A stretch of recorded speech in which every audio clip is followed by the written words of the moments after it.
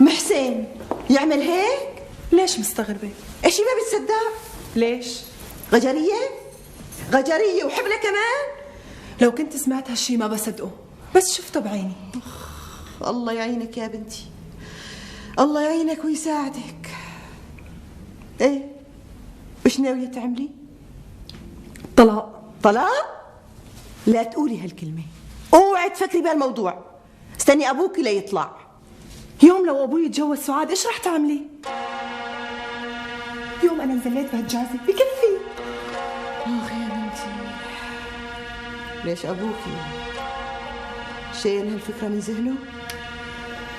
مكتوب على المرة تتعذب بحياتها. يوم انا مالي غيرك. ليش انا؟ مين إلي غيرك؟